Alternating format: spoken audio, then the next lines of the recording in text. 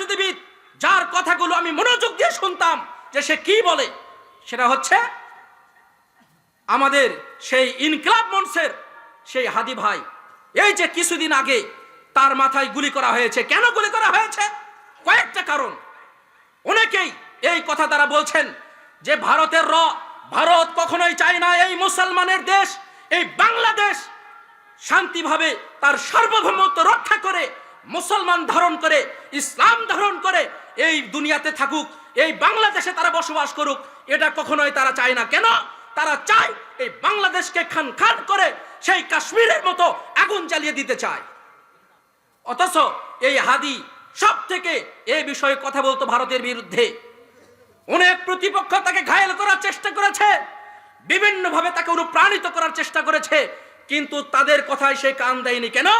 সে একমাত্র দেশের মানুষের সেবা করতে চেয়েছে, দেশের মানুষের কাজ করতে চেয়েছে, সে একটা নির্বাচন করার জন্য দাঁড়িয়েছে। অথচ কিছুদিন আগে তার মাথায় গুলি করা হয়েছে। কেন গুলি করা হয়েছে? সে যেন এই দুনিয়াতে আর না থাকে, আমাদের রাস্তা যেন ক্লিয়ার হয়ে যায়, আমরা যেন বাংলাদেশটাকে দখল করতে পারি, বাংলাদেশ যেন আমাদের উপর দিয়ে কোনো কথা না বলতে পারে। কেন? এই হাদি সবচেয়ে বেশি ভারতের বিরুদ্ধে কথা বলতো, সবচেয়ে অন্যায়ের বিরুদ্ধে কথা বলতো।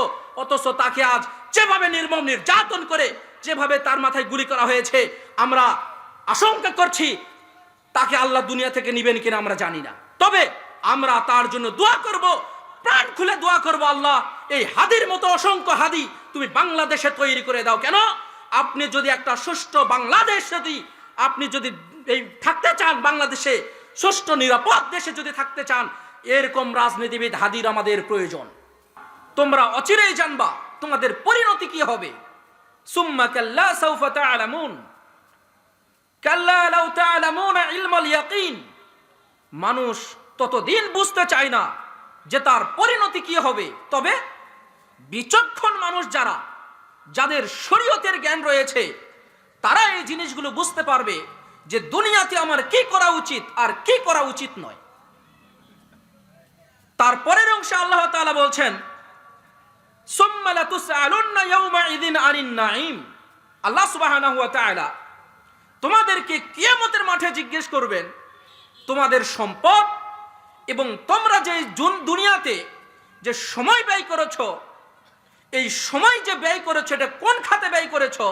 আল্লাহ সুবহানাহু ওয়া তাআলা তোমাদেরকে কিয়ামতের মাঠে এই দুইটা জিনিস জিজ্ঞেস করবেন। তোমার সম্পদ এবং তুমি তোমার সময়, এই দুইটা জিনিসকে তুমি কোন খাতে ব্যয় করেছো, আল্লাহ সুবহানাহু ওয়া তাআলা এই দুইটা জিনিস তোমাদেরকে জিজ্ঞেস করবেন। ইবনে আব্বাস রাদিয়াল্লাহু তাআলা আনহু থেকে বর্ণিত, তিনি বলছেন, আল্লাহ নবী বলছেন, নি'মাতান মাগবুনুন ফীহিমা কাসীরুম মিনান নাস as-সিহহাতু ওয়াল ফারাগ। আল্লাহ নবী বলছেন, মানুষকে আমি আল্লাহ দুইটা নিয়ামত দান করেছি, অথচ তারা এই দুইটা নিয়ামতের সদ্ব্যবহার করে না, সঠিকভাবে তারা সে কাজ করে না। সেটা কি? as-সিহহাতু ওয়াল ফারাগ। as-সিহহাতু, আমি তাকে দিয়েছি সুস্থতা, অথচ সে যখন সুস্থ ছিল সে তার জীবনকে, তার সুস্থতাকে সেভাবে মূল্যায়ন না করে অন্য খাতে সে ব্যয় করেছ। আর এটা আমি আল্লাহ কিয়ামতের মাঠে আমি তাকে জিজ্ঞেস করব, আমি যে তোমাকে আল্লাহ সুস্থতা দিয়েছি, তুমি এই সুস্থতা কিভাবে ব্যয় করেছ। আল্লাহ নবী বলছেন, ওয়াল ফারাগ, অবসর সময়, এই অবসর সময়কে তুমি কোন খাতে ব্যয় করেছ। আল্লাহর ইবাদত করার পাশাপাশি আল্লাহ তাআলা বলছেন, তোমরা সালাত আদায় করো, তারপরে জমিনে ছড়িয়ে পড়ো, কোথায় তোমাদের সম্পদ রয়েছে, কোথায় তোমাদের রিজিক রয়েছে। তার মানে রিজিক অন্বেষণ করা হারাম নয়, তবে রিজিক অন্বেষণ করতে গিয়ে যখন আপনি শরীয়তের ব্যাপারে, যখন আপনি আল্লাহর বিষয়ে যখন আত্মভোলা হয়ে থাকবেন, যখন আপনি আল্লাহকে ভুলে যাবেন, আপনার অবসর সময়টাকে আল্লাহর কাজ ব্যতীত অন্য কাজে যখন ব্যয় করবেন, আল্লাহ সুবহানাহু ওয়া তাআলা কিয়ামতের মাঠে এই সময় সম্পর্কে তোমাকে জিজ্ঞেস করবেন, আমি যে তোমাকে অবসর একটা সময় দিয়েছি, এই সময়টাকে তুমি কোন খাতে ব্যয় করেছো। তাই আল্লাহ আপনাকে সুস্থ রেখেছেন, এর মানে এই চিন্তা করিয়েন না আল্লাহ আমাকে সুস্থ করেছেন, আমি যা ইচ্ছা তাই করব, আমি আমার দাপট দেখিয়ে আমি যা খুশি তাই করব, এই চিন্তা কখনোই করিয়েন না। কেন? এখনই আপনি সুস্থ রয়েছেন, এখান থেকে যাওয়ার পরে আপনার মৃত্যু হয়ে যেতে পারে। আর মৃত্যু যে আল্লাহ ঘটাতে পারেন, সে আল্লাহ তোমার যা খুশি তাই করতে পারেন। অতএব এই সময়টাকে অবশ্যই মূল্যায়ন করতে হবে। যদি মূল্যায়ন না করেন, অবশ্যই কিয়ামতের মাঠে পাই পাই করে সামান্যতম পরিমাণ, সরিষার দানা পরিমাণ, 1 সেকেন্ড তার থেকেও কম সময় আপনি কি করেছেন, এই সময়ের হিসাব আল্লাহ সুবহানাহু ওয়া তাআলা অবশ্যই নেবেন। অতএব সতর্ক সাবধান হয়ে যান। মুস্তাওরিদ ইবনে সাদ্দাত রাদিয়াল্লাহু তাআলা আনহু থেকে বর্ণিত, তিনি বলছেন, আল্লাহ নবী বলছেন, ওয়াল্লাহি মাদ দুনিয়া ফিল আখিরা ইল্লা মিসলামা ইয়াজআলু আহাদুকুম ইসবাহু ফিল ইয়াম ফালইয়ানজুর বিমা ইয়ারজি। আল্লাহ নবী বলছেন, ওয়াল্লাহি মাদ দুনিয়া ফিল আখিরা, আখিরাতের একটা সময় রয়েছে, মৃত্যুর পরে আপনার একটা জীবন রয়েছে, যে কতদিন আপনি পরকালে থাকবেন আর কতদিন দুনিয়াতে থাকবেন তার একটা সময় রয়েছে। আল্লাহ নবী উদাহরণ দিতে গিয়ে বলছেন, তোমরা একটা সাগরে তোমাদের নখটাকে ডুবাও, কতটুকু তোমার আঙ্গুলের সঙ্গে পানি আসে, এই এতটুকু সময় হচ্ছে দুনিয়ার সময়। আর সাগরের যে অঢেল পানি রয়েছে, এই সময় হচ্ছে কিয়ামতের আখিরাতের সময়।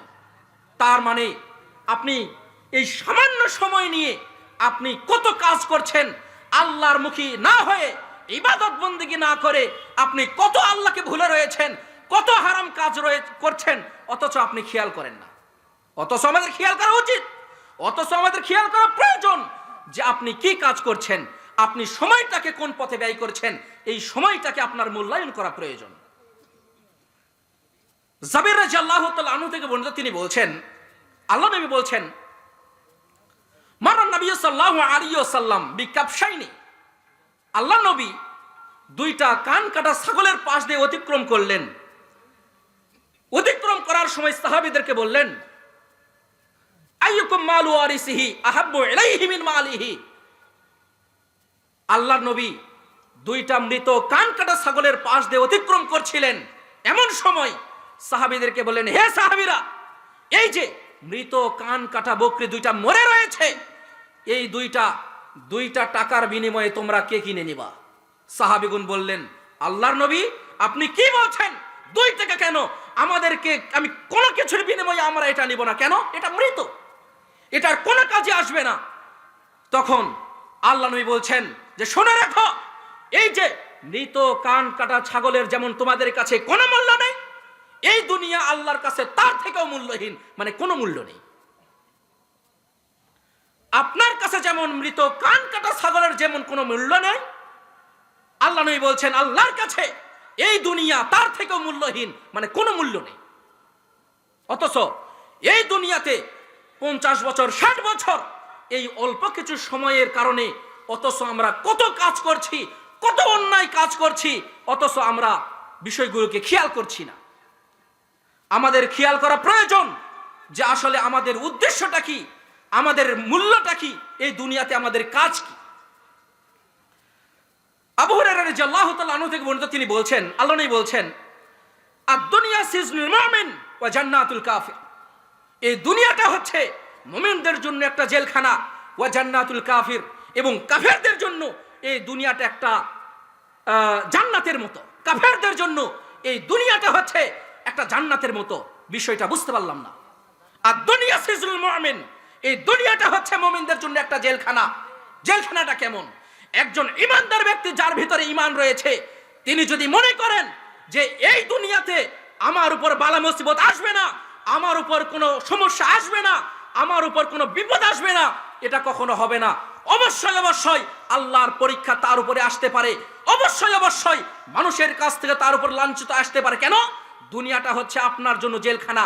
আপনি ঈমানদার, এটাই তার পরিচয়। ইন্নাল্লাহা মা'আস সাবিরিন, প্রকৃত আল্লাহ প্রেমী তারাই, আল্লাহ ভালোবাসে তাদেরকেই যারা এই যে কঠিন সময়ে ধৈর্য ধরতে পারে। আল্লাহ সুবহানাহু ওয়া তাআলা আমাদের সকলকেই ধৈর্য ধারণ করার তৌফিক দান করুন, আল্লাহুম্মা আমিন। ওয়া জান্নাতুল কাফির, অথচ যারা হালাল হারাম অমুসলিম যারা, তাদের জন্য এই দুনিয়াটা হচ্ছে একটা জান্নাতের মতো। কেমন?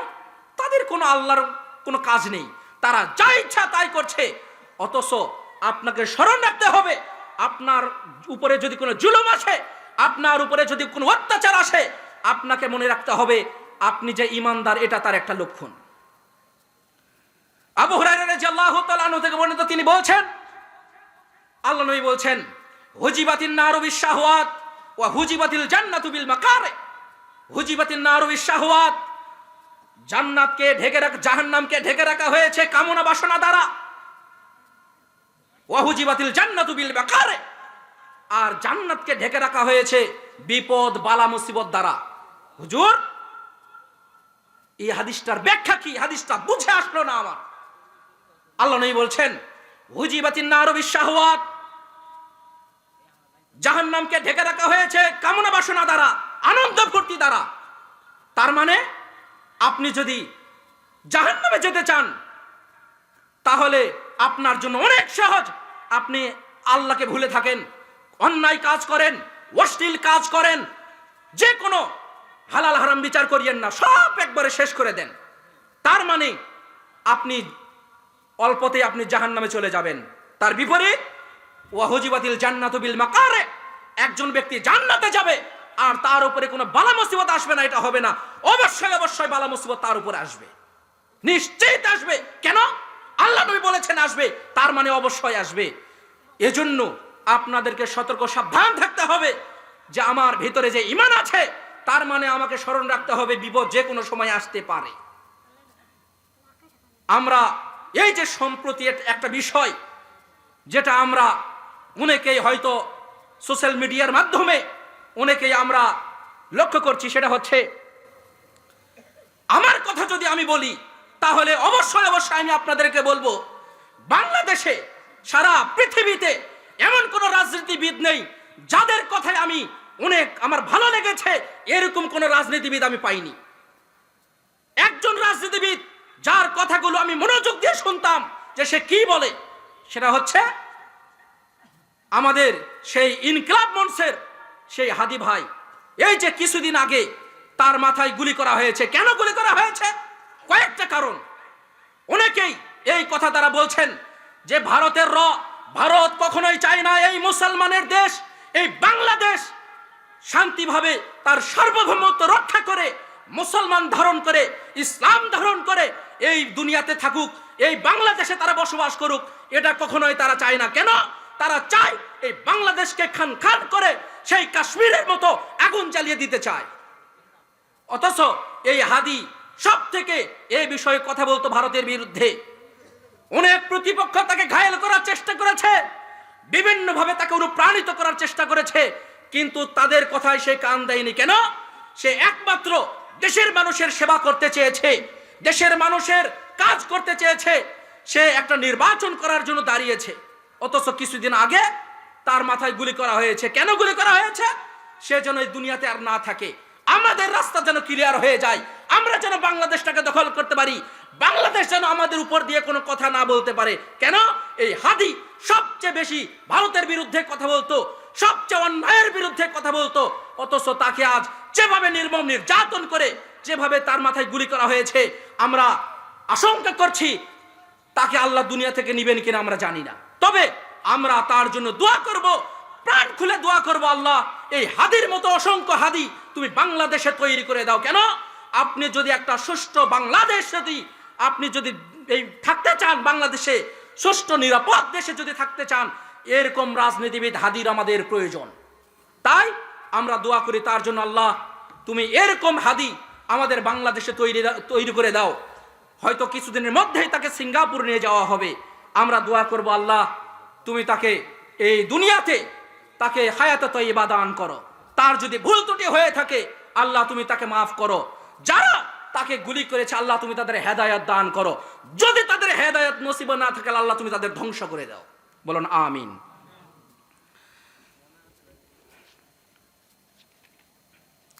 আবু হুরায়রা রাদিয়াল্লাহু তাআলা আনহু থেকে বর্ণিত, তিনি বলছেন, আল্লাহ নবী বলছেন, তাইসা আবদুদ দিনারি ওয়া দিরহাম ওয়াল কাতিফাতি ওয়াল খামিসা ইন উতিয়া রাদিয়া ওয়া ইন লাম ইউতা লাম ইয়ারদা।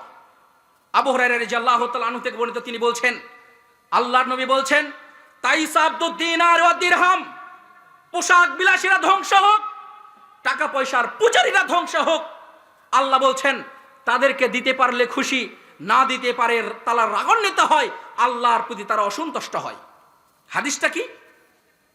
আল্লাহ নবী বলছেন যারা সব সময় চায় যে আমার একটা পোশাক আছে, আরো অসংখ্য পোশাক হোক, মানে পোশাকের তার অভাব নেই, আমার সম্পদ আছে আরো সম্পদ হোক, এরকমদেরকে আল্লাহ নবী বলছেন তারা ধ্বংস হয়ে যাক। আল্লাহ তাদেরকে বলছেন তোমাদের ধ্বংস হোক। কেন? ইন উতিয়া রাদিয়া, আল্লাহ তোমাদেরকে দিতে পারলে তোমরা আল্লাহর উপর সন্তুষ্ট হও, আল্লাহ তোমাদের না দিলে তোমরা আল্লাহর উপর অসন্তুষ্ট হও। অথচ আল্লাহ তোমাকে যেভাবে রেখেছেন তোমাকে আল্লাহর শুকরিয়া আদায় করা দরকার। আল্লাহ তুমি আমাকে যেভাবে রেখেছো দুনিয়াতে, আমি তোমার আল্লাহ ইবাদত করি, যেটুকু সম্পদ আমার প্রয়োজন, আমার যা সম্পদ প্রয়োজন, আল্লাহ আমার ভাগ্যে যে সম্পদ লেখা রয়েছে সেই সম্পদ তুমি আমাকে দান করো। আল্লাহ আমার ভাগ্যে যেই পোশাক লেখা রয়েছে, যেগুলো আমি পরিধান করে এই দুনিয়া থেকে যেতে পারবো, সেই পোশাক তুমি আমাদেরকে দান করো। অপচয় করে আল্লাহর কাছে অসন্তুষ্ট নিয়ে যায়েন না, কেন বিপদে পড়ে যাবেন। আমর ইবনে আউফ রাদিয়াল্লাহু তাআলা আনহু থেকে বর্ণিত, তিনি বলছেন আল্লাহ নবী বলছেন ফাওয়াল্লাহি লাল ফাকর আখশা আলাইকুম ওয়ালাকিন আখশা আলাইকুম আন তুবসাতা আলাইকুমুদ দুনিয়া। সাহাবীরা তোমরা শুনে রাখো, তোমরা দুনিয়াতে দরিদ্র হয়ে থাকবা, তোমরা দুনিয়াতে ভিক্ষুক হয়ে থাকবা, তোমরা দুনিয়াতে মিসকিন হয়ে থাকবা, তোমাদের সম্পদ থাকবে না, এতে আমি কোনো ভয় করছি না।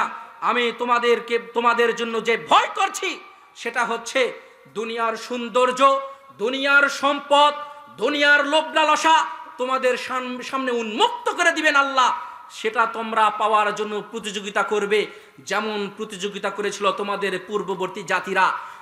তারা প্রতিযোগিতা করার কারণে যেমন আল্লাহ তাদেরকে ধ্বংস করে দিয়েছেন, তোমরা যদি প্রতিযোগিতা করতে যাও অন্যায়ভাবে, আল্লাহর ইবাদত বাদ দিয়ে, আল্লাহর বন্দেগী বাদ দিয়ে, আল্লাহ তোমাদেরকেও ধ্বংস করে দিবেন। এখানে আল্লাহর নবী বললেন না সম্পদ থাকা অন্যায়, আল্লাহ নবী বললেন না সম্পদ থাকলে তোমরা গুনাহগার হবা, আল্লাহ নবী বললেন না সম্পদ উপার্জন করা হারাম। কি বললেন? সম্পদ উপার্জন করতে গিয়ে তোমরা এমন ভাবে প্রতিযোগিতা করবা, তোমরা আল্লাহকে ভুলে যাবা, ইসলামকে ভুলে যাবা, ইবাদতকে ভুলে যাবা। এই ভুলে যাওয়ার কারণে তোমাদের পূর্ববর্তী জাতিদেরকে আল্লাহ ধ্বংস করে দিয়েছেন। আমার আশঙ্কা হচ্ছে তোমরাও এই প্রতিযোগিতা করতে গিয়ে আল্লাহ তোমাদেরকেও ধ্বংস করে দিবেন। আমরা কি এরকম হতে চাই? সবাই বলেন আমরা কি এরকম হতে চাই?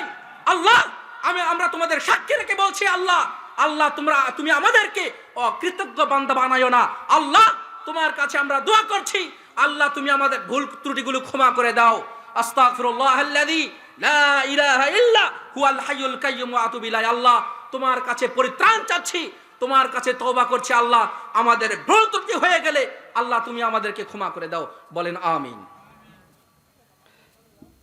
আব্দুল্লাহ ইবনে আমর রাদিয়াল্লাহু তাআলা আনহু থেকে বর্ণিত, তিনি বলছেন আল্লাহ নবী বলছেন قد أفلح من أسلم ورزق كفافا وقنعه الله بما يعطي। আল্লাহ নবী বলছেন তবে ওই যে আল্লাহ নবী বললেন যে তোমরা সম্পদ উপার্জন করতে গিয়ে তোমরা প্রতিযোগিতা করবা, বিপরীত পক্ষে আল্লাহ নবী বলছেন তবে তোমরা আল্লাহর কাছে অধিক প্রিয় তারাই যারা আল্লাহ তাদেরকে যেটুকু সম্পদ দান করেছেন, আল্লাহ তাদেরকে যে পরিমাণ অঢেল সম্পদ দান করেছেন সেটা নিয়ে তারা যদি সন্তুষ্ট থাকে, আল্লাহ নবী বলছেন এই ব্যক্তিরা হচ্ছে আল্লাহর কাছে অধিক প্রিয়। তার মানে আল্লাহর নবী কিন্তু এখানে বললেন না 5 বিঘা জমি, 10 বিঘা জমি, তার মানে তোমার যদি 100 বিঘা থাকে তুমি বলো যে আল্লাহ আলহামদুলিল্লাহ তুমি আমাকে যে পরিমাণ সম্পদ দান করেছো আমি সন্তুষ্ট, আল্লাহ তোমার কৃতজ্ঞ বান্দা হিসেবে তুমি আমাদেরকে কবুল করে নাও। আমরা কৃতজ্ঞ বান্দা হতে চাই, অকৃতজ্ঞ বান্দা হতে যায় না, বিপদে পড়ে যাবেন। আবু হুরায়রা রাদিয়াল্লাহু তাআলা আনহু থেকে বর্ণিত, তিনি বলছেন আল্লাহ নবী বলছেন ইয়াকুলুল আবদু মালি মালি ওয়া ইন্না মালাহু মিন মালিহি সালাসুন। আদম সন্তান সারা জীবন তার একটা অভ্যাস, এটা আমার সম্পদ, এটা আমার সম্পদ, এটা আমার সম্পদ, সে সব সময় এই কথা বলে। আল্লাহ নবী বলছেন শুনে রাখো তোমাদের সম্পদ হচ্ছে 3টা। তোমাদের সম্পদ কয়টা? আমাদের সম্পদ কয়টা? তিনটা। আল্লাহ নবী বলছেন মা কালাফা আফনা, তুমি যেটা খেয়ে শেষ করে দিয়েছো এটা তোমার সম্পদ। তারপরে বলছেন তুমি যেটা পোশাক পরিধান করে ছিঁড়ে ফেলে দিয়েছো এটা তোমার সম্পদ। আও আতফাক্তানা, তুমি যেটা দান করেছো এটা তোমার সম্পদ। আমাদের সম্পদ কয়টা? কয়টা? তিনটা। এক নাম্বার, আমি যেটা খেয়েছি এটা আমার সম্পদ।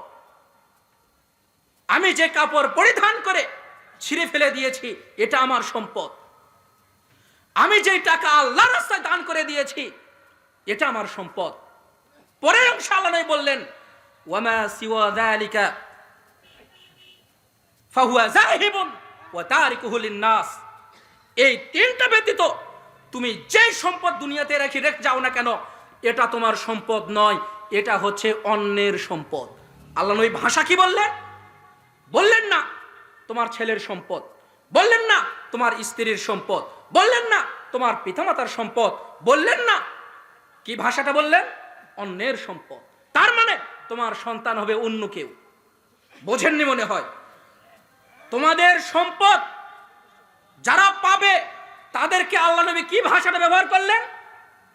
তুমি এই তিনটা ব্যতীত দুনিয়াতে যেগুলো রেখে যাবা এটা হচ্ছে অন্যের সম্পদ। কার সম্পদ? অন্যের সম্পদ। এই কথাটা সব সময় মাথায় রাখবেন। আপনি ইবাদত করবেন, টাকা রোজগার করবেন, দান সাদাকা করবেন, সবকিছু ঠিক আছে, কিন্তু আল্লাহকে ভুলে যাওয়া যাবে? আল্লাহকে ভুলে যাওয়া যাবে? আমাদের স্মরণ থাকবে তো ইনশাআল্লাহ? থাকবে তো ইনশাআল্লাহ? আমাদের সন্তানের জন্য টাকা রেখে যাওয়া কি হারাম? সম্পদ রেখে যাওয়া কি হারাম? ধন সম্পদ রেখে যান, কেউ নিষেধ করেছে? কিন্তু আপনি ভালো মতো খেলেন না, কি বলে? কৃপণতা করা। কৃপণতা ব্যক্তিকে আল্লাহ পছন্দ করেন? আপনি সুন্দর পোশাক পরে আল্লাহ আপনাকে সম্পদ দিয়েছেন 10 বিঘা, 10 বিঘা সম্পদের মালিক। আমাদের বর্তমানে বাজার দরে 10 বিঘা সম্পদ মানে তার অনেক সম্পদ। কি বলেন? অনেক সম্পদ। সে যদি এখন 200 টাকার মোটা কাপড় পরে তার এটা কি সাজায়? ওই 20 টাকা 30 টাকার জুতা যদি পরিধান করে তার এটা সাজায়? সাজাবে না। তার যে পরিমাণ সম্পদ আল্লাহ নবী তাকে আদেশ করেছেন তুমি সেই পরিমাণ পোশাক পরিধান করো, সেই মানের জুতা পরিধান করো, সেই মানের গাড়ি ব্যবহার করো, সেই মানের জিনিস ব্যবহার করো। আল্লাহ তোমাকে আদেশ করেছেন, আল্লাহর নবী তোমাদেরকে আদেশ করেছেন। কে আদেশ করেছেন? আল্লাহ আদেশ করেছেন। আমাদের স্মরণ থাকবে তো ইনশাআল্লাহ। এই যে আপনি এই মাহফিল উপলক্ষে যে টাকা দান করেছেন, শুনে রাখেন আপনি হয়তো এই টাকাটা খুব কষ্ট করে দিয়েছেন। কি করে দিয়েছেন? দিতে খুব কষ্ট লেগেছে। হাই রে হাই, পকেট থেকে 500 টাকা চলে গেল। মনে হয় না এরকম? শুধু মনে হচ্ছে এই 500 টাকা থাকলে 2 দিন মনে হয় বাজার করা যেত, একদিন মনে হয় বাজার করা যেত। মনে হয় না এরকম? হয়েছে তো, একটু হলেও তো হয়েছে। কিন্তু শুনে রাখেন এটা দিতে যেমন আপনার কষ্ট লেগেছে, কিয়ামতের মাঠে যখন এর প্রতিদান আল্লাহ আপনাকে দিবেন তখন যে কি তৃপ্তি আপনি পাবেন, ওই তৃপ্তি যদি আজকে আমি আপনাদেরকে বুঝাতে পারতাম তাহলে মনে হয় আপনি আপনার সম্পদ আপনার কাছে রাখতেন না, সব সম্পদ আল্লাহ রাস্তায় খরচ করে দিতেন। এজন্য এই মাহফিল উপলক্ষে আপনারা যে যা দান করেছেন আমি আল্লাহর কাছে দোয়া করি, মানুষের কাছে নয়, আমি আল্লাহর কাছে দোয়া করি আল্লাহ তুমি সাক্ষী থাকো, এই মাহফিল উপলক্ষে যারা দান করেছে তাদের দানকে তুমি কবুল করে নাও।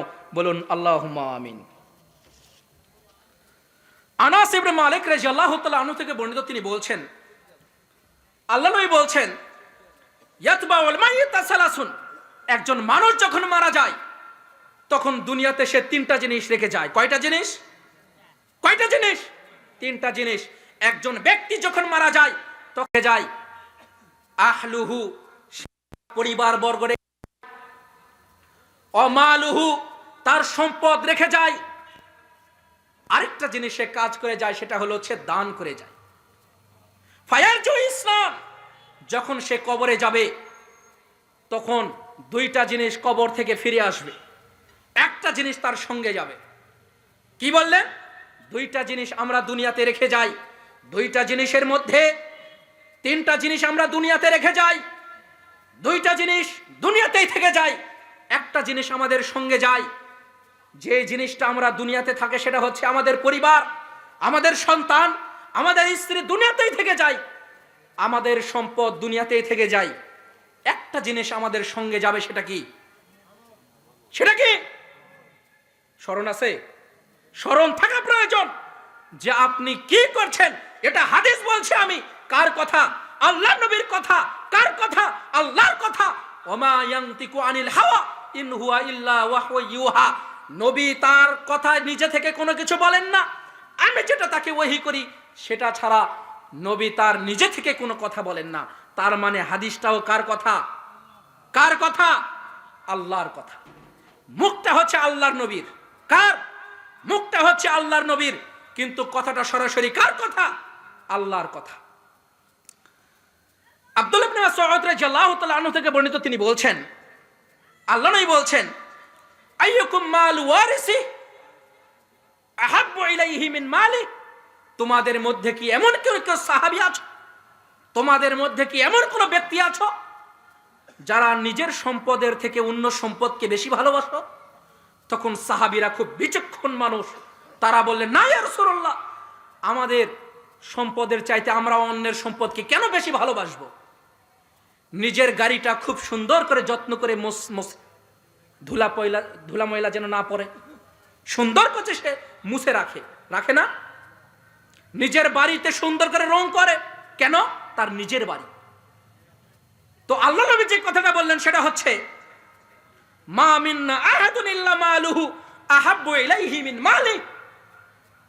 সাহাবীগণ বললেন, আল্লাহ নবী, আমাদের মধ্যে এমন কোন বোকা মানুষ নেই যে নিজের সম্পদের চেয়ে অন্যের সম্পদকে বেশি ভালোবাসবে। আল্লাহ নবী শুধু একটা কথা বললেন, ফা ইন্না মালাহু মিন মালিহি মা কদ্দামা ওয়া মালু ওয়ারিসিহি মা আখরা। শুনে রাখো, তোমাদের সম্পদ সেটাই যেটা তোমরা আল্লাহ রাস্তায় দান করে অগ্রিম কিয়ামতের জন্য তোমরা কিয়ামতের মাঠে তোমরা পাবা। এই উদ্দেশ্যে দুনিয়াতে দান করে তোমরা চলে গিয়েছো, এটা হচ্ছে তোমার সম্পদ। ও মাল ওয়ারিসিহি মা আখরা, তোমরা দুনিয়াতে থাকা অবস্থায় যত উপার্জন করেছো সন্তানের জন্য রেখে যাচ্ছ, স্ত্রীর জন্য রেখে যাচ্ছ, আরো অন্যান্য আত্মীয় স্বজনের জন্য রেখে যাচ্ছ, এটা তোমাদের সম্পদ নয়। আল্লাহ নবী বললেন এটা হচ্ছে অন্যের সম্পদ। বুঝতে পারেননি মনে হয় এখনো? আপনার যে জমি নেই, এই যে আপনার যে জমি, এই জমিটা কার সম্পদ? অন্যের সম্পদ। ভাষাটা আল্লাহ নবী দেখেন, আল্লাহ নবী বললেন না তোমার আদরের সন্তানের সম্পদ। আল্লাহ নবী বললেন না তুমি সব থেকে পিতামাতার উপর দিয়ে যাকে ভালোবাসতা সেটা হচ্ছে তোমার সহধর্মিণী, তোমার স্ত্রী। আল্লাহ নবী বললেন না তার সম্পদ। কার বললেন? স্ত্রীকে, পিতামাতাকে, সন্তানকে বললেন এটা হচ্ছে অন্যের সম্পদ। আল্লাহ আমাদের সঠিক বোঝার তৌফিক দান করুন, আল্লাহুম্মা আমিন। আমরা এই মসজিদের জন্য অনেকে দান করেছি, করিনি? দান করেছি তো, কিন্তু আমরা হয়তো কেউ পারিনি একটা ইট অথবা দুইটা ইট আমরা দান করেছি। আমরা জানি সেই 1992 সালের কথা, সেই বাবরি মসজিদের কথা আমরা শুনেছি না অনেকে? সেই বাবরি মসজিদ ভারতের উগ্রত্ববাদী হিন্দু সংগঠন তারা ইসকন এই মসজিদটাকে ধূলিসাৎ করে দিয়েছে। সেই মসজিদ সেই ভারতের জমিনে তৃণমূল কংগ্রেসের প্রার্থী হচ্ছেন হুমায়ুন আহমেদ। নাম কি? হুমায়ুন আহমেদ। আর এই বাবরি মসজিদ যে 1992 সালে ধ্বংস করা হয়েছিল, এই মসজিদটা নির্মাণ করেছিলেন বাবর। সেই বাবর এই মসজিদটা নির্মাণ করে গিয়েছিলেন। হিন্দুরা তারা বলছে এখানে নাকি মন্দিরের জায়গাতে নাকি মসজিদটা করা হয়েছিল।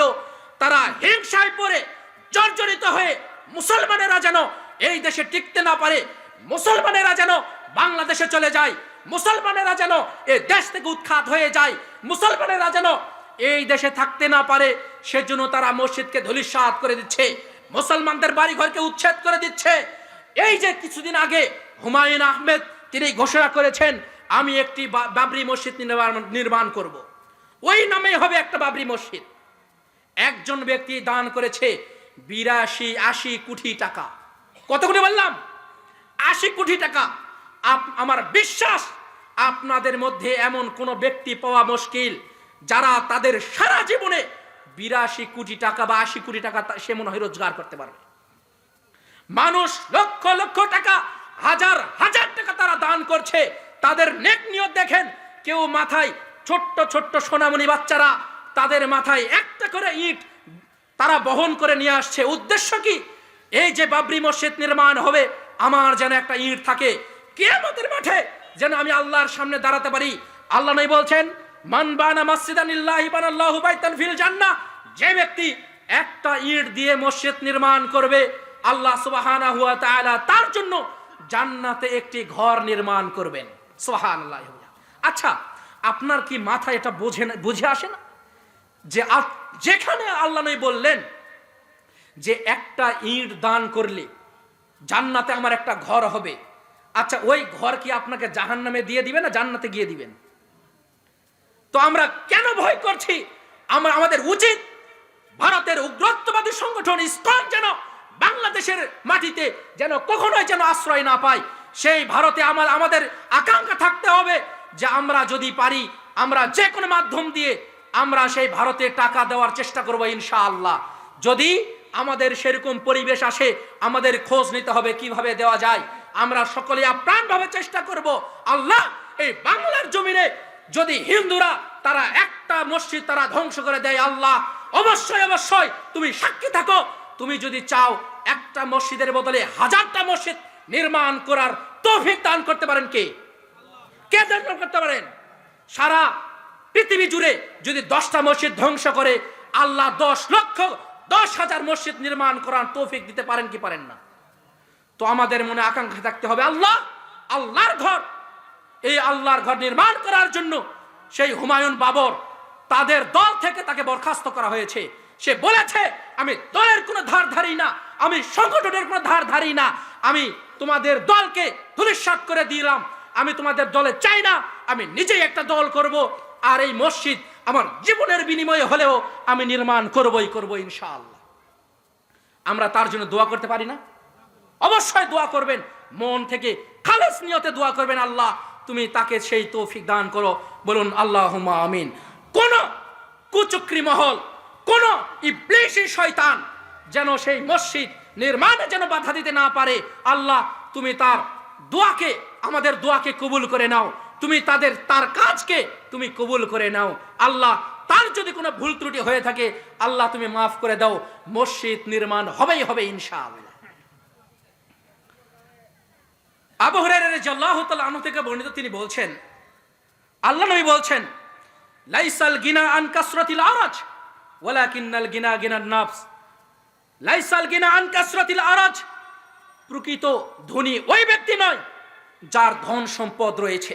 ওয়ালাকিন্নাল গিনা গিনান নাফস, প্রকৃত ধনী হচ্ছে ওই ব্যক্তি যার অন্তরটা ধনী। যার অন্তরটা ধনী, এই ব্যক্তি হচ্ছে প্রকৃত ধনী।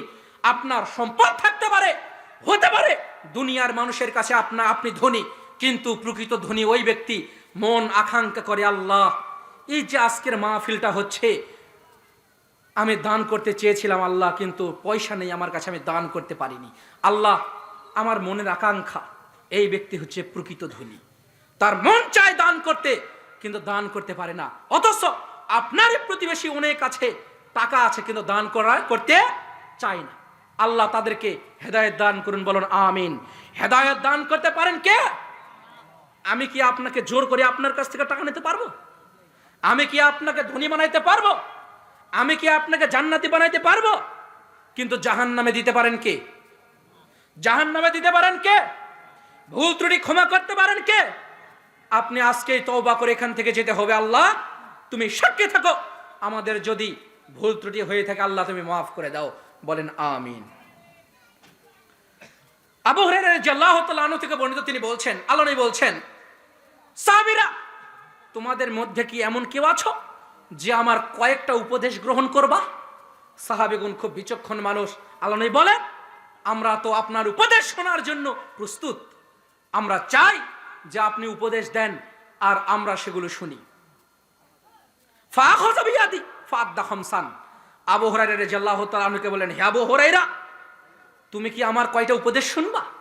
আবু হুরায়রা রাদিয়াল্লাহু তাআলা আনহু বললেন, আল্লাহ নবী বলেন, ফাআখাযা বিয়াদি ফাআদ্দা খামসান। আল্লাহর নবী আবু হুরায়রা রাদিয়াল্লাহু তাআলা আনহুর হাত খুব শক্তভাবে ধরলেন যেন আবু হুরায়রা যেতে না পারে। তখন আল্লাহ নবী বললেন, শোনো আবু হুরায়রা, তুমি 5টা জিনিস তুমি খুব ভালো করে স্মরণ করো। ইত্তাকিল মাহারিবা তাকুন আবাদান নাস। আবু হুরায়রা, 1 নাম্বার, তুমি হারাম থেকে বেঁচে থাকো, তাহলে তুমি সবচেয়ে বড় ইবাদত গুজার বান্দা হবা। ওয়ারজু বিমা কাসামাল্লাহু লাক ফাকুন আগনান নাস। আবু হুরায়রা, তুমি শুনে রাখো, আল্লাহ তোমার ভাগ্যে যে পরিমাণ সম্পদ দিয়েছেন সেটা নিয়ে তুমি সন্তুষ্ট থাকো, তুমি হবা পৃথিবীর মধ্যে সবচেয়ে ধনী মানুষ। ওয়াহসিন ইলা দারিকা তাকুন মুমিনান। তুমি তোমার প্রতিবেশীর সঙ্গে উত্তম ব্যবহার করবা, তাহলে তুমি হবা ঈমানদার ব্যক্তি। ওয়াহিবা লিন-নাস মা তুহিব্বু লিনাফসিক। তুমি নিজের জন্য যেটা পছন্দ করো, তুমি অন্যের জন্যও সেটা পছন্দ করো, তাহলে তুমি হবা প্রকৃত মুসলমান। ওয়ালা তুকসিরিজ যাহিকা ফাইন্না কাসরাতিজ যাহিকা তুমিতুল কলব। আবু হুরায়রা, তুমি শুনে রাখো, তুমি অধিক হাসবা না। কেন? অধিক হাসলে তোমার অন্তরটা মরে যাবে।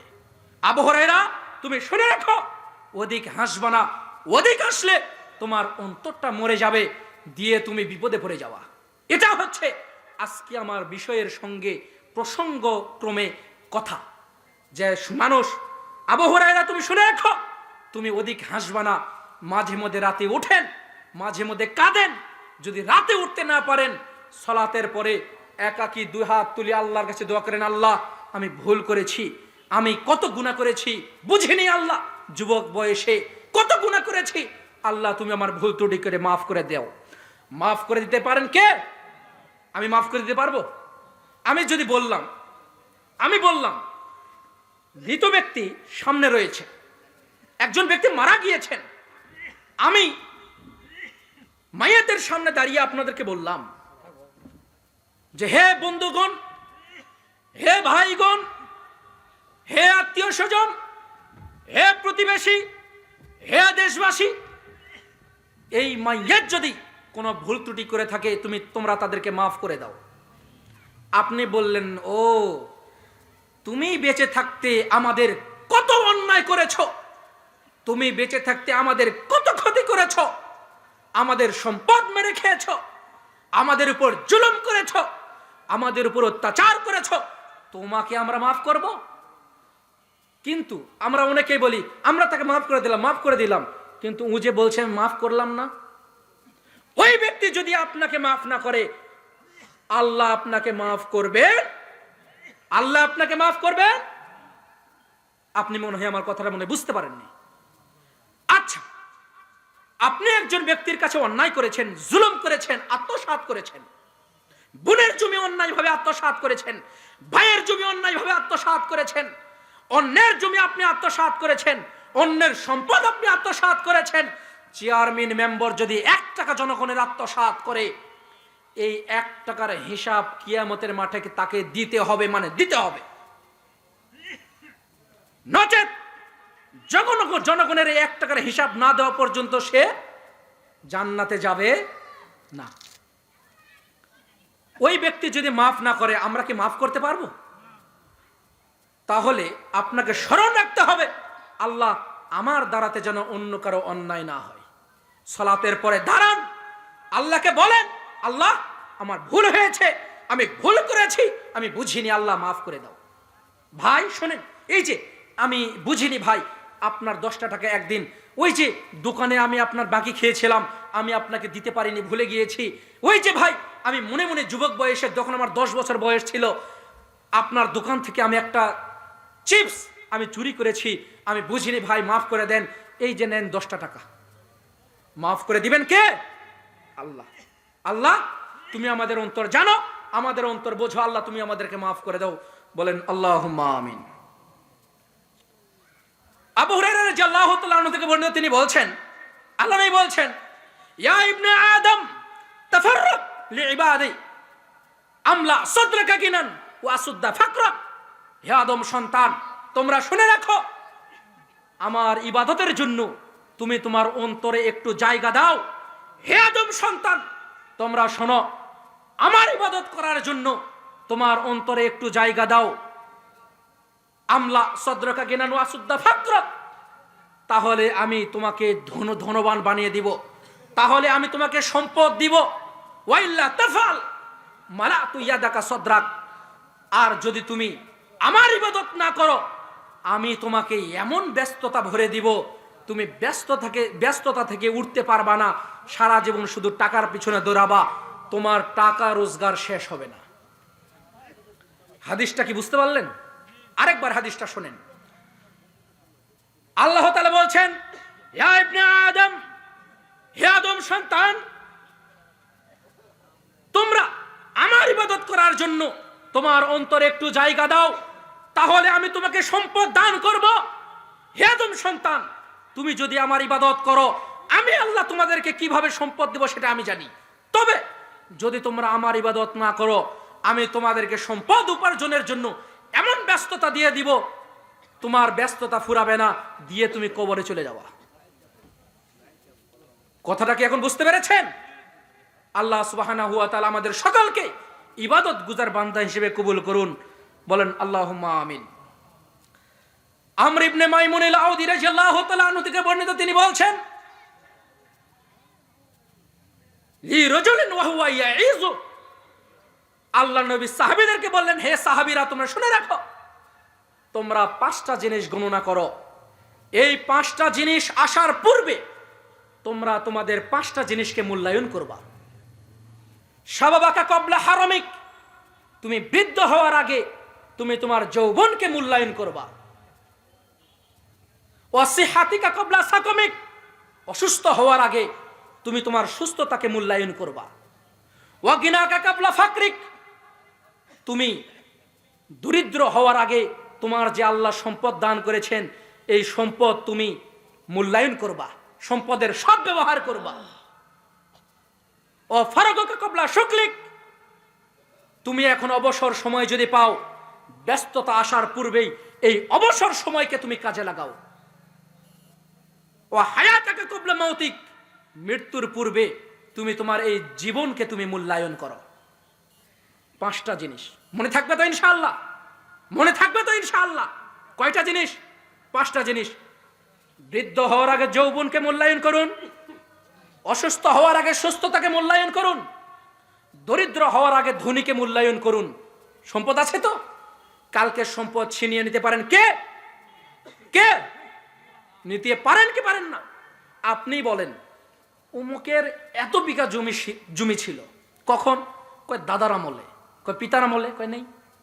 কয় দাদা সব বিক্রি করে শেষ করে দিয়েছে। কয় নাতি? কয় ভ্যান চালায়। আরেক নাতি? কয় আরেক নাতি অন্যের বাড়িতে কাজ করে খায়। আরেক নাতি? কয় ও একটু কিছুই করতে পারে না, ভিক্ষা করে বেড়ায়। বলেন না আপনি? এই যে আল্লাহ আপনাকে সম্পদ দান করেছেন, এই সম্পদের মূল্যায়ন করা প্রয়োজন কি প্রয়োজন নয়? আরেকটা কথা হচ্ছে, আপনার মৃত্যু হওয়ার আগে আপনার জীবনকে আপনি মূল্যায়ন করুন। আল্লাহ সুবহানাহু ওয়া তাআলা কবুল করুন, আল্লাহুম্মা আমিন। সাহাল ইবনে সাদ রাদিয়াল্লাহু তাআলা আনহু থেকে বর্ণিত, তিনি বলছেন, আল্লাহ নবী বলছেন, লাউ কানাতিদ দুনিয়া তাআদিলু ইনদাল্লাহি জানাহা বাউযা মা সাকা কাফিরান মিনহা শুরবা, আল্লাহর কাছে এই দুনিয়ার যদি কোনো মূল্য থাকতো, আল্লাহর কাছে যদি এই দুনিয়ার কোনো মূল্য থাকতো, তাহলে কোন কাফেরকে আল্লাহ এক ঢোক পানিও পান করানোর তৌফিক দিতেন না।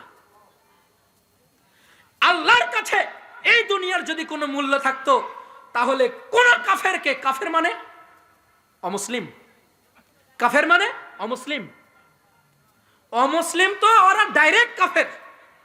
মুসলমানের মধ্যেও যারা আল্লাহকে ভুলে রয়েছে তারা কি? তারা কি হারামে লিপ্ত রয়েছেন আর আল্লাহর কাছে দোয়া করছেন, আল্লাহ আমার এটা কবুল করে নাও। আল্লাহ নবী বলছেন, কোন ব্যক্তি যদি হারাম খায় আর এই ব্যক্তি যতই দোয়া করুক তার দোয়া কবুল হবে, তার দোয়া কবুল হবে। আপনি এখন বলছেন আমি এত দোয়া করি, 2-4 হাত পা একসাথেই খাড়ো করে দোয়া করি, দোয়া কেন কবুল হয় না? হ্যাঁ বলেন না? আল্লাহ সবার দোয়া কবুল করে। ওর সম্পদ আছে, ও 1 ওয়াক্ত নামাজ পড়ে না, কিছুই করে না, আল্লাহ ওকে শুধু সম্পদ দেয়, আমাকে কেন দেয় না? বলেন না আপনি?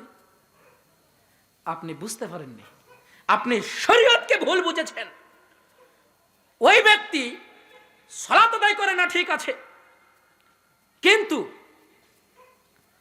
হয়তো গোপনে পড়ে, বাড়িতে পড়ে, কিংবা যখন সময় পায় তখন পড়ে, আবার বাকি সময় আবার হয়তো তওবা করে, বা কোনো সময় হয়তো করেছে, বা আল্লাহ হয়তো চেয়েছে আমি তাকে 2-4 বছরে একটানা সম্পদ দিব, একবারে ছিনিয়ে নিব। ছিনিয়ে নিতে পারেন কে? সম্পদ ছিনিয়ে নিতে পারেন কে? আর আপনি এখন চিন্তা করছেন আমাকে কেন সম্পদ দেয় না, আর দিবে না তো, হারামের সঙ্গে লিপ্ত রয়েছেন, এই জন্যই তো দিবেন না। হারাম থেকে আজকে বেঁচে থাকেন, দেখবেন আপনি হারাম থেকে বেঁচে থাকার কারণে আল্লাহ হয়তো আপনাকে সম্পদ দেয়নি, আপনি বৃদ্ধ হয়ে গেছেন, দেখবেন আল্লাহ আপনার সন্তানকে সম্পদ উপার্জন করার এমন তৌফিক দিবেন যে ওই যে আপনি বলেছিলেন যে অমুককে কেন সম্পদ দেয়, আমাকে কেন দেয় না, দেখেন যে ওর সম্পদ একটাও নেই। আল্লাহ আপনাকে এইভাবে, আপনি শুধু সোফায় বসে থাকেন আর শুধু 4 হাত পা, কোনো কাজ নেই, নামাজ পড়েন, উমরা করেছেন, হজ করেছেন, দেখবেন যে হয়তো আপনি রোজগার করতে পারেননি, কিন্তু আল্লাহ আপনার 2-3টা সন্তানকে এমন সম্পদ উপার্জন করার তৌফিক দিয়েছে যে আপনি তখন চিন্তা করছেন, ও আল্লাহ, ওই যে আমি দোয়া করতাম যে আল্লাহ তুমি আমাকে সম্পদ দাও, শুধু ওকেই দেখো, আমাকে দেখো না। কিন্তু আপনি হারাম থেকে বেঁচে থাকার কারণে আল্লাহ হয়তো আপনাকে দেয়নি, কিন্তু সম্পদ দিয়েছেন কাকে? আপনার সন্তানকে। এরকম হয় না? পিতা রোজগার করেনি কিন্তু সন্তানকে অনেক সম্পদ দান করেছেন, বিদেশ গিয়েছে, রোজগার করেছে, এরকম হয় না? তো এজন্য হারাম থেকে বেঁচে থাকার চেষ্টা করুন। বলেন আল্লাহ তুমি আমাদেরকে হারাম থেকে বেঁচে থাকার তৌফিক দান করো। বলেন আমিন।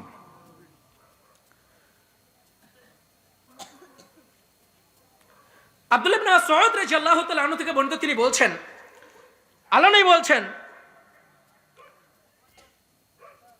নামা আলা হাসিরিন ওয়া ক্বাদ আসরা ফি জাসাদি।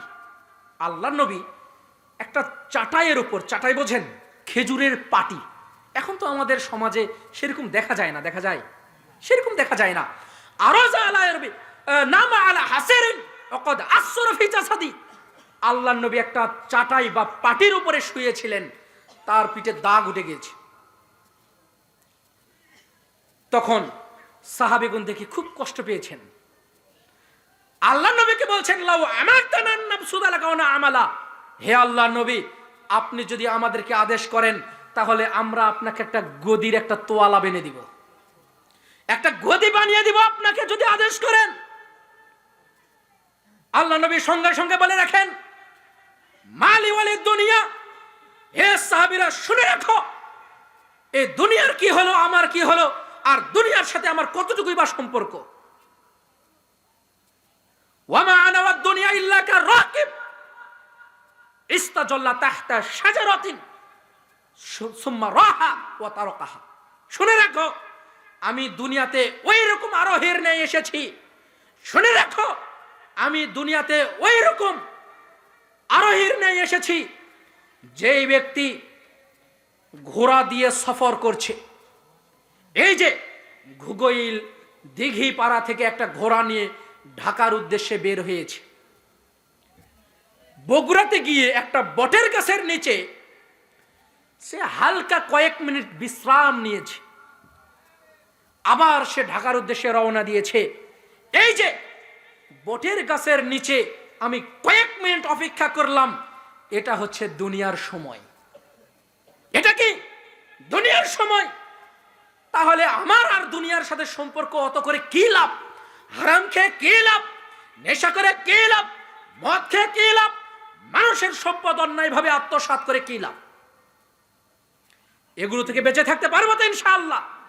আল্লাহ তৌফিক দান করুন, বলেন আমিন।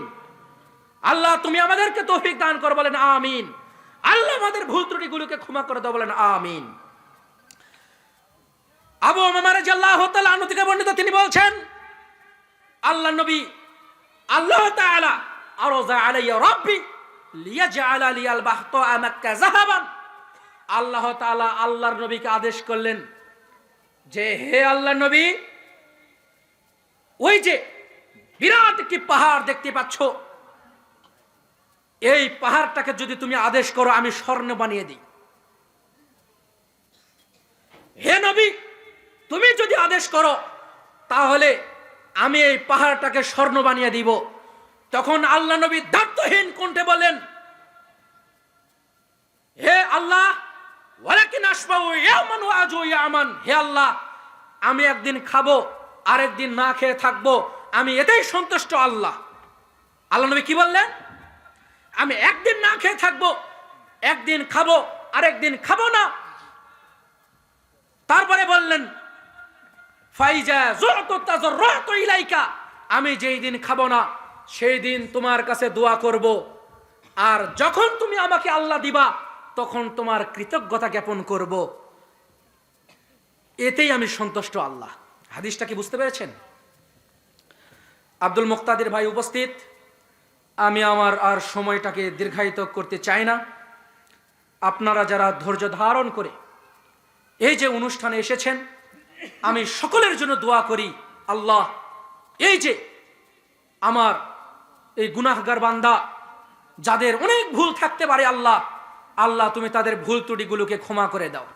আল্লাহ আমরা বান্দা, তুমি আমাদের ক্ষমা করে দাও। যারা এই মাহফিলের আয়োজন করেছে, আল্লাহ তুমি তাদের গুনাহ খাতাগুলোকে মাফ করে দাও। এই যে সমাজের মানুষ যারাই এই মাহফিলের আয়োজন করতে সহযোগিতা করেছে, আল্লাহ তুমি তাদের ক্ষমা করে দাও। আল্লাহ আমাদের মাঝে অনেক মিডিয়া ভাইরা উপস্থিত, তারা রাত জেগে কত কষ্ট করে আমাদের জন্য এই ভিডিওগুলো ধারণ করে দিয়ে আপনারা দেখতে পান। আপনারা হয়তো এখানে গুটি কয়েক মানুষ, কয়জন, 100 জন 200 জন, কিন্তু লক্ষ লক্ষ মানুষ তাদের মাধ্যমে দেখতে পারে।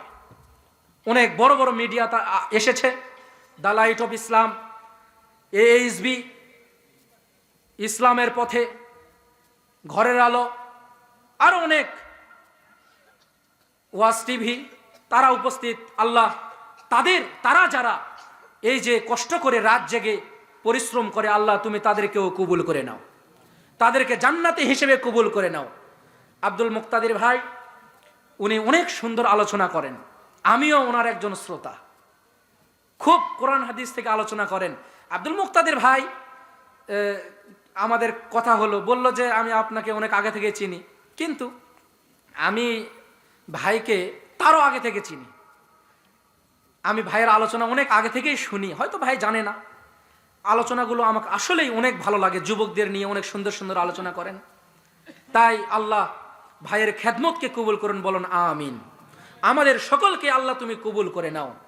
এই যারা শ্রম দিয়েছেন সবাইকে তুমি আল্লাহ কবুল করে নাও। মাহফিলের কমিটি, আয়োজক, যারা পরিশ্রম করেছে, যুবক সমাজের যুবকেরা, সবাইকে আল্লাহ তুমি কবুল করে নাও। কষ্ট করে যারা শুনতে এসেছে, আল্লাহ তুমি তাদেরকেও কবুল করে নাও, বলেন আমিন। সুবহানাকা আল্লাহুম্মা ওয়া বিহামদিক, আশহাদু আল্লা ইলাহা ইল্লা আনতা আস্তাগফিরুকা ওয়া আতুবু ইলাইক। আসসালামু আলাইকুম ওয়া রাহমাতুল্লাহি ওয়া বারাকাতুহু।